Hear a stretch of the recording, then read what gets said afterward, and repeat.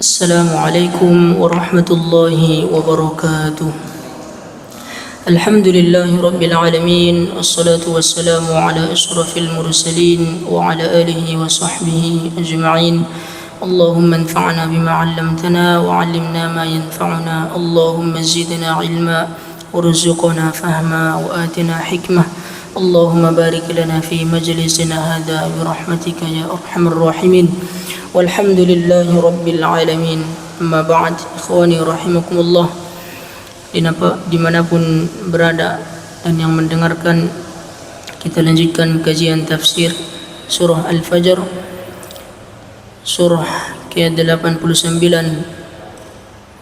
berjumlah 30 ayat, surah Makkiyah. Kita lanjutkan ayat selanjutnya, kalla idza dukkatil ardu dakkan dakka. Tapi kata Allah dalam ayat ini, suatu saat kapan manusia itu baru sadar bahwa harta itu tidak ada harganya. Idza dukkatil ardu dakkan dakka. Ketika bumi ini dihancurkan, ketika lautan itu diletupkan ke atas, dimuntahkan. Hanya di dalam surah Al-Qari'ah sering kita baca, Al-Qari'atu mal-Qari'ah wa ma adraka mal-Qari'ah yawma yakunu an-nasu kal farashil mabthuth.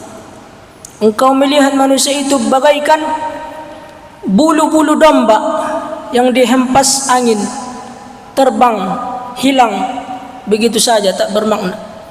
Kita ambil bulu domba misalnya, kita letakkan telapak tangan, kita hembus.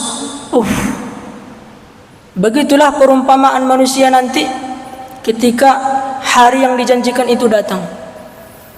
Yauma yakunun nasu kal farashil mabthuth wa takunul jibalu kal ihnil manfush. Engkau melihat gunung-gunung itu seperti ulat bulu yang berterbangan, manfush. Ternyata kata mampus pun dalam bahasa Indonesia diambil dari bahasa Arab. Mampus artinya kan hancur kan. Misalnya ada orang ngetrek nih, punya motor, suaranya mengganggu suara telinga kita, berisik dia, tiba-tiba tabrakan dia, pasti kita bilang mampus loh, kan begitu. Artinya apa? Dia hancur. Wa takunul jibalu kal ihnil manfush. Tapi pakai sya. Kalau Indonesia kan pakai sa, mampus. Banyak bahasa Indonesia itu diambil dari bahasa Arab. Kursi itu bahasa Arab. وَجَاءَ رَبُّكَ وَالْمَلَكُ صَفًّا صَفًّا. Dan ketika itu malaikat-malaikat itu berbaris-baris dan manusia dihadapkan kepada Tuhannya. Disitulah baru mereka sadar. وَجِيءَ يَوْمَئِذٍ بِجَهَنَّمَ. Dan diperlihatkan kepada mereka apa itu neraka jahanam. Kalau sekarang kan wajar orang mengatakan mana itu neraka. Ya memang kita nggak bisa buktikan sekarang, perkara gaib, nggak kelihatan oleh mata. Tapi nanti kata Allah, وَجِيءَ يَوْمَئِذٍ بِجَهَنَّمَ يَوْمَئِذٍ يَتَذَكَّرُ الْإِنسَانُ وَأَنَّى لَهُ الذِّكْرَى. Ketika manusia itu sudah dibangkitkan dan diperlihatkan mana surga, mana neraka, yatadzakkarul insan, disitulah manusia itu baru ingat, wa anna lahu dzikra, apa yang pernah ia lakukan ketika di dunia.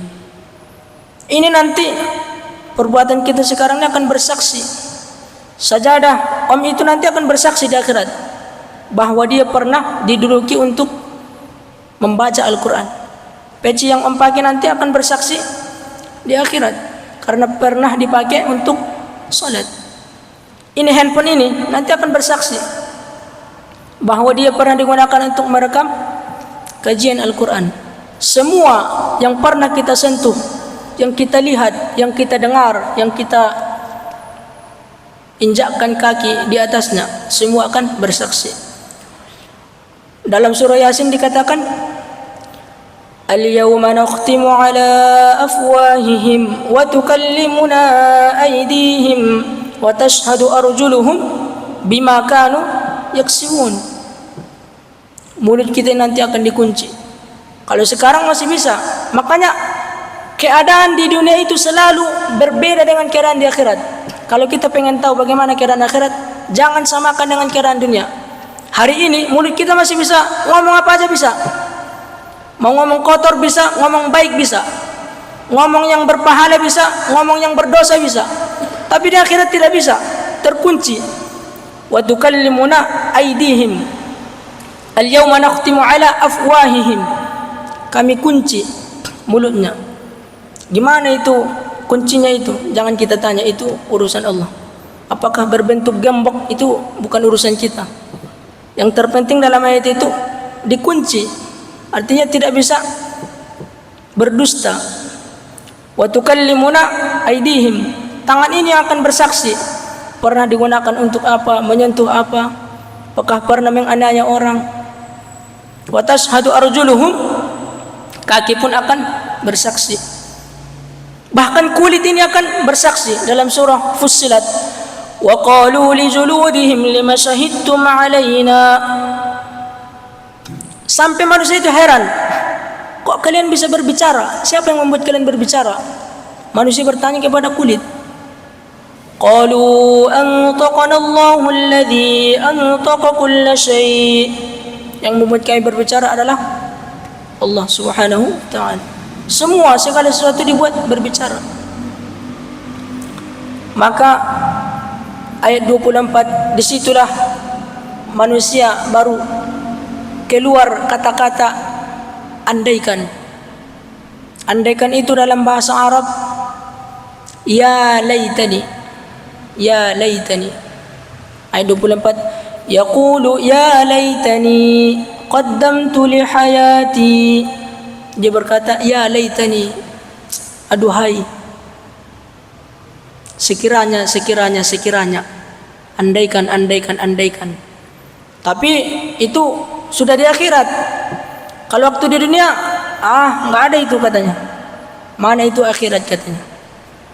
Nggak pernah keluar dari ucapannya kalimat ya laitani, sekiranya aku, sekiranya aku. Qaddamtu li hayati. Pernah berbuat baik di dunia. Fa yauma idzil la yu'adzibu 'adzabahu ahad. Maka mungkin aku tidak akan terkena azab Allah Subhanahu wa ta'ala. Jadi pada saat itu, disitulah manusia baru sadar. Andaikan, andaikan aku dulu beramal soleh, andaikan aku dulu baca Quran, andaikan aku dulu bersedekah, mungkin hari ini aku tidak akan diazab. Wala yuthiqu wathaqahu ahad. Aku tidak akan terbelenggu sehingga dilemparkan ke api neraka. Maka ayat selanjutnya, ya ayyatuhan nafsul mutmainnah, wahai jiwa yang tenang, nafsul mutmainnah,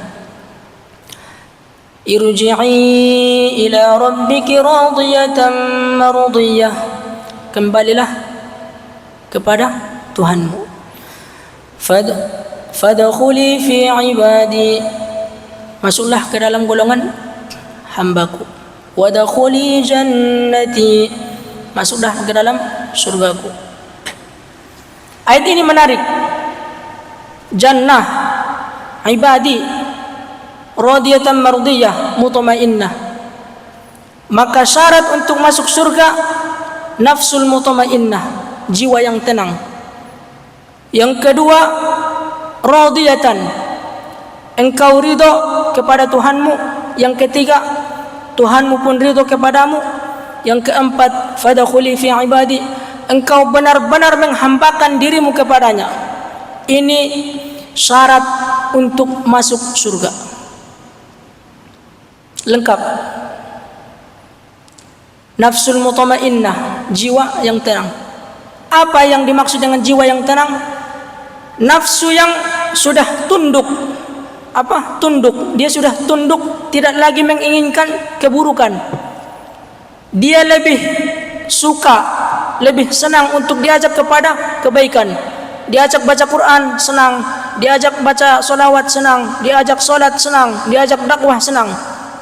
Diajak keburukan maksiat, dia jijik, dia tinggalkan. Itu nafsul mutmainnah. Nafsu itu ada banyak. Ada namanya nafsul lawamah. La uqsimu biyaumil qiyamah wa la uqsimu bin nafsil lawamah. Kalau nafsul lawamah itu masih kadang baik, kadang buruk. Ada lagi nafsu ammarah. Wa ma ubarri'u nafsi innan nafsa la'ammaratun bis-su'. Nafsu ammarah ini lebih condong kepada keburukan. Jadi dia lebih senang diajak kepada kemaksiatan. Itu nafsu ammarah. Maka kalau kita tarik ke dalam diri kita, saya ini diajak baik, senang. Diajak buruk, kadang-kadang. Berarti masih nafsu lawamah, masih tengah-tengah. Kalau ammarah tadi masih lebih banyak buruknya, itu kurang bagus. Nafsu ammarah lebih banyak buruk daripada baik. Nafsu lawamah tengah-tengah. Terkadang dibisikkan ilham, terkadang dibisikkan syaitan. Itu lawamah. Tapi yang paling tinggi itu namanya nafsul mutmainnah. Dia sama sekali tidak menoleh kepada keburukan. Dia sudah kesampingkan, dia sudah campakkan itu keburukan. Andaikan lewat pun di hadapannya yang mengundang-undang keburukan, dia singkirkan. Pokoknya taat, pokoknya ibadah. Itu namanya nafsul mutmainnah. Yang kedua, radiyatan, ridho terhadap ketetapan Tuhan. Jadi kalau kita pengen tahu apakah aku ini termasuk hamba yang diridhoi oleh Tuhanku, maka jawabannya, kalau kita sudah ridho dengan ketetapan Tuhan kita, maka di saat itu Tuhan kita pun telah ridho kepada kita. Gampang. Kita cukup ridho. Ridho itu apa? Ridho itu bukan rela, bukan. Beda dengan rela. Bukan pula sabar, bukan. Ridho itu artinya tidak ada lagi caci maki, sumpah serapah, mengumpat Tuhan. Pokoknya ini sudah yang terbaik dari Allah. Itu namanya ridho. Ridho dengan aturan-aturan yang sudah diturunkan oleh Allah. Salat itu wajib, puasa itu wajib, sedekah itu sunnah. Itu namanya ridho, menerima perintah Allah, dan ridho meninggalkan larangan Allah. Barulah kita masuk mardiyah, Tuhan ridho kepada kita. Syarat yang keempat, benar-benar menghambakan diri kepada Tuhannya. Fadakhuli fi ibadi. Gelar abdun, abdun, ain ba dal, abdun, hamba. Satu-satunya yang baru mendapat gelar ini baru Nabi sallallahu alaihi wasallam. Subhanalladzi asra bi'abdihi. Kalau Nabi sudah diakui sebagai hambanya, kita mana ada? Kita cuma ngaku kan? Ngaku hamba Allah, iya kan? Pernah enggak Allah menurunkan satu ayat khusus untuk kita? Maha suci si fulan, hambaku. Enggak ada. Berarti kemuliaan kita belum terjamin. Maka kita harus jemput kemuliaan itu. Kita harus jemput gelar itu. Gelar abdun. Wadakhuli jannati. Barulah kita bisa mendapatkan tiket, paspor untuk bisa masuk ke dalam surga. Mudah-mudahan 4 syarat ini bisa kita capai dan bisa kita dapatkan, dan Dengan itu kita bisa masuk ke dalam surganya. Amin amin ya rabbal alamin. Mudah-mudahan kita semua yang hadir ini dan yang mendengarkan, Allah ampunkan segala dosa-dosanya, Allah berikan sehat dan afiah fi ta'ah wal ibadah, dan Allah matikan kita dalam husnul khatimah. Amin amin ya rabbal alamin. Subhanakallahumma wa bihamdika asyhadu an la ilaha illa anta astaghfiruka wa atubu ilaik. Assalamualaikum warahmatullahi wabarakatuh.